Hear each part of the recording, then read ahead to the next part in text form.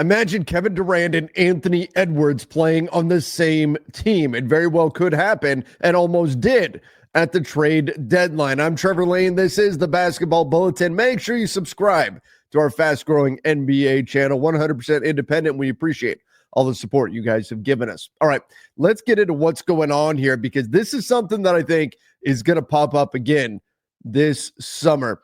The fantastic Substack written by Jake Fisher and Mark Stein. Jake notes that there was indeed a framework of a three-team deal that would have sent Kevin Durant to the Golden State Warriors. Obviously, that fizzled when Kevin Durant said, "No, thank you. I do not want to be a Golden State Warrior once again. One time is enough. I'm out." And that ended that. But at that point, the Minnesota Timberwolves swooped in and said, "We'd like to get Kevin Durant on our team." In fact, it got so serious that according to Jake Fisher, the Wolves were working the phones trying to find a third team to take salary off their roster so that they could drop below the second tier apron and aggregate salaries in a trade. Now, first of all, is this even a wise thing for the Wolves to go after a guy like Kevin Durant? You look at KD, obviously, phenomenal player, Hall of Fame player, no question. First ballot, Hall of Famer, easy. This guy is a superstar. Even now, at 36 years old, he's putting up 27, 6, 4 assists. He's an all-time great. And so on the surface, the easy answer is duh. Yeah, of course you go get Kevin Durant if you have an opportunity to do so. But the challenge is Kevin Durant doesn't fit the timeline of the Minnesota Timberwolves. So what this tells you is that Minnesota is not happy with where they're at right now. Minnesota is not happy, just like a number of teams in the Western Conference, not happy with sitting in the 7th seed, and they're willing to do something drastic to change their fortunes. They just lost last night to the Oklahoma City Thunder, despite missing a few starters, including Rudy Gobert. The Wolves looked like they were hanging in there and then just didn't have the quality to ultimately get by OKC in the end. So Minnesota, they need to do something to switch things up. This is a very expensive team. We've got new ownership coming in with Mark Lowry and A-Rod. And so now you've got a situation where there's pressure on the Wolves to improve. And they felt that pressure at the trade deadline, and it's why they almost did something drastic to go get Kevin Durant. Now, how they would have done it probably would have been a deal built around Julius Randle's contract, that $33 million.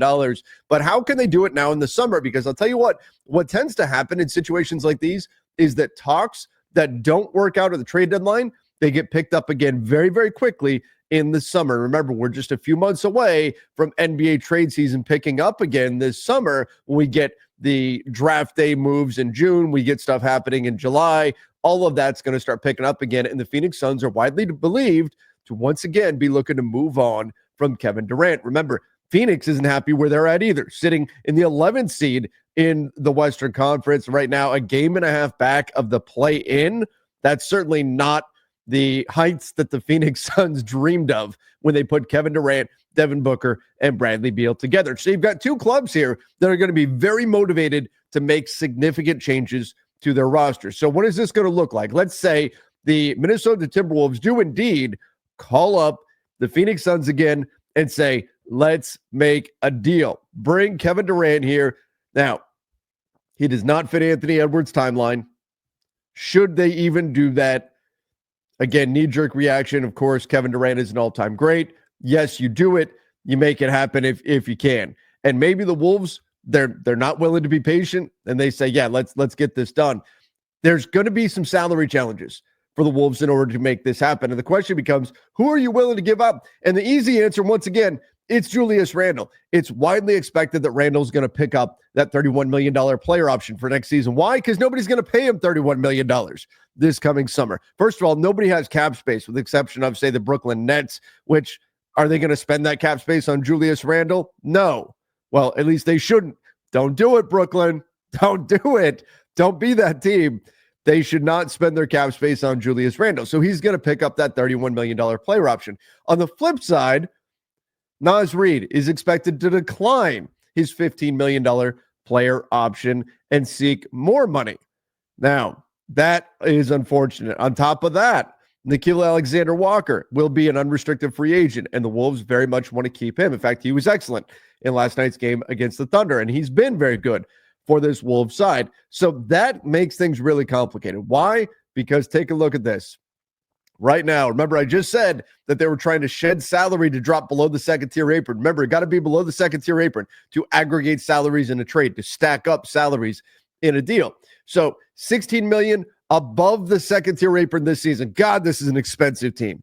Such an expensive club. And this is why the Wolves are upset that they're sitting in the 7th seed right now. They're paying a fortune for this team and not finding the success that they want. But next season, you go, oh, 15 million below the second tier apron. But wait, Naz Reid is probably going to get 20 million, something like that. Nickeil Alexander-Walker is probably getting 15 to 20. Goodbye second tier apron space. So trading for Kevin Durant becomes difficult again if they go above that second tier apron to keep these guys.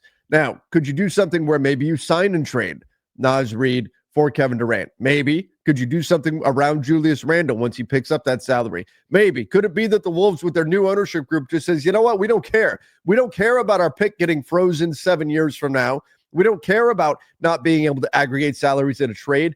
We want Kevin Durant. Sometimes new ownership groups do this. And wouldn't it be poetic justice if a new ownership group in Minnesota comes along and does the exact same thing that a new ownership group did coming in Phoenix? Matt Ishbia comes in Phoenix and says, you know what? What's this? What's this? What's this I hear about a new CBA? I don't care. I'm rich. I'm going to do whatever I want.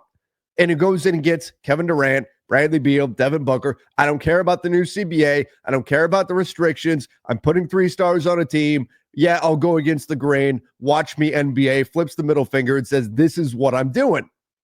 Didn't work out. Now, could a new ownership group in Minnesota do the same thing? Say, what? Salary cap restraints? No. We've got a chance to get to Kevin Durant. We're going to do it, and we're going to be a second-tier apron team. Maybe. But remember, they can't aggregate salaries in a deal if it's going to take them above that second-tier apron. So that's where things get really, really tricky, and they would have to do something drastic if you're Minnesota to make the money work. And that means maybe being willing to move on from Naz Reid. Maybe it's a sign and trade with Naz Reid and doing something with Nickeil Alexander-Walker or letting Walker go. Maybe it's stacking up a player that they loved in the trade, sending Karl Anthony Towns out, Donte DiVincenzo. Remember, part of the reason why they traded Towns to begin with was to get more future financial flexibility. But again, new ownership group coming in. They're in a very motivated situation, aka desperate situation. They're spending too much money to be a 7 seed. So you got to do something. You got to either reverse and sell off players and try to go the other way, or you got to keep buying. You got to try to buy your way out of your problem, and that's by making a big move and taking on more salary, and that might mean Kevin Durant. So could you package Donte DiVincenzo? Maybe. Mike Conley, he's an expiring contract. See ya. Put him in a trade. $11 million right there. Rob Dillingham, prized rookie. Are you going to move on from him? That's where you get to some very, very difficult questions. But ultimately, if you're the Wolves and you can find a way to put together Rudy Gobert, Anthony Edwards, Kevin Durant, if you could find a way to hang on to Jaden McDaniels, maybe Jaden McDaniels is the piece the Suns want. I sure as hell would.